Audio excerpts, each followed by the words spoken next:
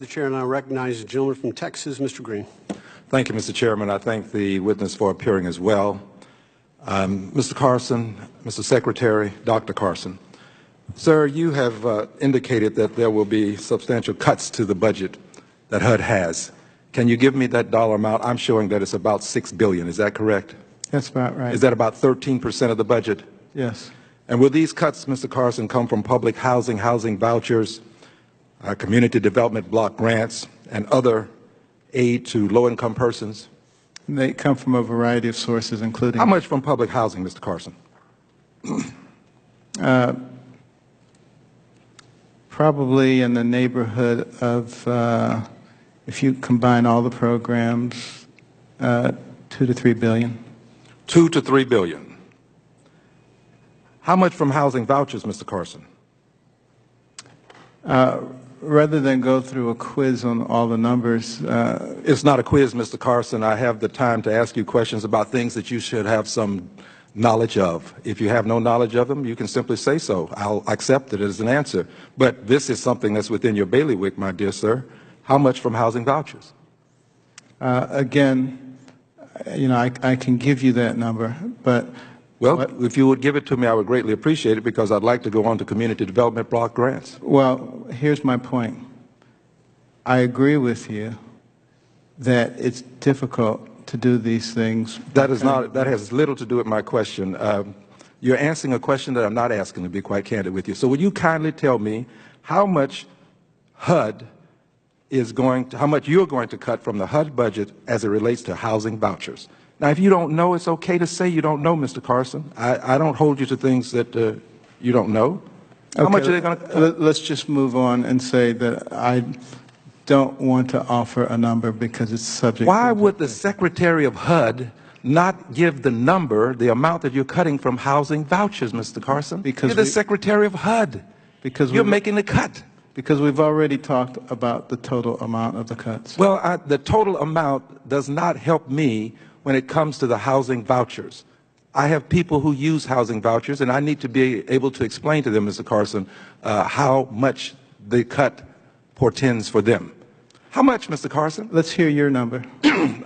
Well, Mr. Carson, forgive me for coughing while speaking, but Mr. Carson, you're the witness testifying today.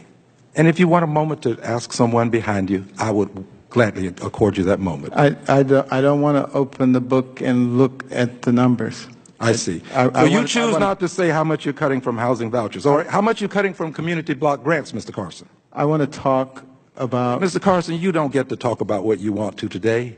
You get to talk about what I want you to talk about. You get to answer the questions that I pose, Mr. Carson. Yeah, but I That's also get to answer the question the way I want. Well, you can answer them the way you want, but if you want to show a lack of knowledge, you can do this. It's quite all right, Mr. Carson. So now, how much from community development block grants, Mr. Secretary? Again, I'm not willing to sit there and... So you don't know how much from community development block grants? I'm not going to go through the list, this much, and this much. I think that... I'll move on, Mr. Carson. I accept your lack of knowledge. Now, Mr. Carson, there seems to be a belief among the ranks of those who have opportunities to help others, who have been blessed themselves. They seem to think that the rich need more, that the poor can do more with less, but the rich will have to have more to do more. Mr. Carson, if poor people could do more with less, there would be no poor people. Poor people are not poor because they choose to be. I know about your state of mind comment, but they're not poor because they choose to be poor. Have you not noticed, just for edification purposes, and I'm sure that you're aware of it, but there may be people who are listening who are not. Black unemployment, Mr. Carson, is always, with some exceptions, about twice that of white unemployment. There are many reasons for this, but that fact has a lot to do with what people can do with money that they have and what they can't do with the money that they don't have.